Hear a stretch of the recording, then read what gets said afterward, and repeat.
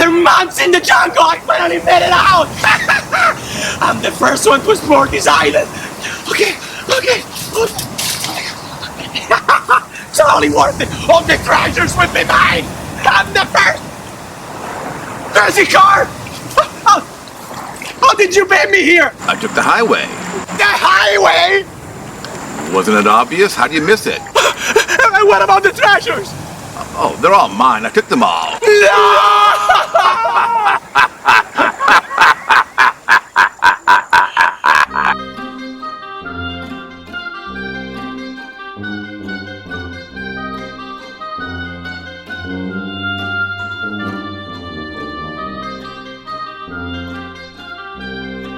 Welcome back to ITeachHerSheWins for another juicy episode. Molly, what game are we going to talk about today? It is Quests and Cannons, The Risen Island. The Risen Island!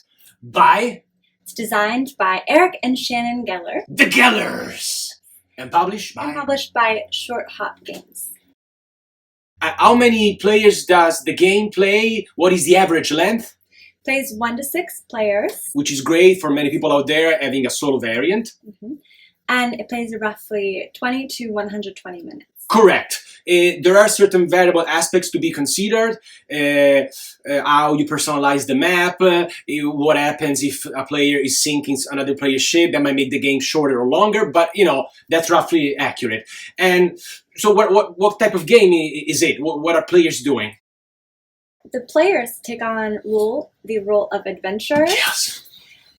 From 1 out of 3 different kingdoms. Right. Yes. Variable play powers. And they are set to explore. Yes. And let me discover that island. Gather resources. Complete quests, of course. And attack others. Attack other! I love that! Attacking each other. And what are the mechanics of the game?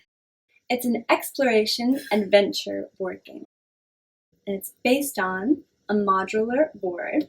Yes. Each game would be different because there is a set of rules to organize your setup, but overall players are free to organize the map however they want it, and different tiles have different powers and provide for obstacles, for additional actions players can take. Yeah? Action points. Players would have 3 action points to spend on every given turn. Pick up and deliver. That's the main mechanic. That's how you will be getting prosperity, their victory points, by gathering resources and delivering them to certain islands. Take that. Of course, players will be attacking each other, trying to sinking each other's ships. Hand management. You'll be handling quest cards, map clues, loot cards, and you would have to make certain strategic decisions. Yes, and variable player powers.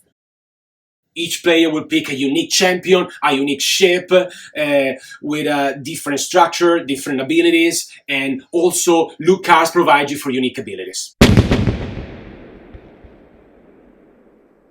In Quests and Cannons, players pick 1 champion, 1 unique champion, and 1 unique ship. The player who gets the most prosperity points at the end of the game wins the game. The game end is triggered by a certain prosperity goal. In the standard game, 15. Once a player has reached 15 prosperity points, the other players play 1 final round, and then the game is over. The map is a modular board map, allowing for a high replay value, for flexibility. Different tiles entail different abilities. They can provide for additional powers and actions, like the outpost, for instance, allow you to upgrade or repair your ship. The trading post allow you to get map clues, and so on. Players, on their turn, have 3 action points to perform one and all of the following actions in any order. Move. They can spend 1 action point to move 1 adjacent space. Their exception may apply depending on what tile we are working with. Plus any additional free space per sail that player chooses to use.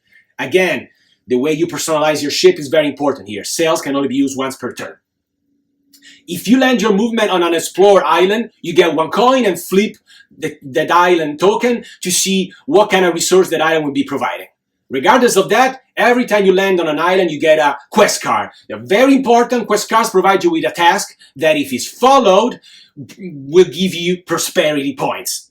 How you win the game, victory points. For instance, you might have to deliver a certain type of resources to a certain island. The second important action is gathering. If you're on an island that provides for resources, you may spend 1 action point to get that type of resource for as many tokens as you're allowed by your cargo. Again, how you personalize your ship is very important. If you have a cargo of 2, you will be able to get 2 tokens of the corresponding resource. Then, you might spend an action to follow a map clue. If you are in an island and you meet the requirements, you solve the map clue, which provides you for either 1 prosperity point or a loot cards. Loot cards give more spice and variety to the game. They can be a one-time exceptional ability or a ship equipment, personalizing further your ship. Then, the final and most important action is attacking your rivals. If you're sharing the same tile with other players, you might spend 1 action point to fire any number of cannons available. Again, the importance of personalizing your ship. A cannon can be fired only once per turn. And based on a dice rolling mechanic, if you give the attacked player at least 1 whole damage, you gain 1 prosperity. If you sink his her ship, you gain 3 prosperity and half of his coins. And the sinking player will face certain penalties, very brutal penalties. And that's a game in a nutshell. Mollie, how do you win this game? Well, you need to keep it simple. Focus on your quests, because quests bring you prosperity points, which are victory points. And you'll get many throughout the game. Every time you land on an island, correct. Yeah. Until you are a veteran, it's good if you just follow the strategy. Streamline it, keep it simple. Yeah. And then if you focus on repairing and upgrading your ship, you'll be better off, because if it sinks, there are drastic consequences. Yeah, true. Don't underestimate those actions to reduce the risk of being sunk, because yes, the penalties can be brutal. Thank you, Mollie. Thank you guys for watching us. Check it out. Quests and Cannons, the Risen Islands. I took the highway. The highway!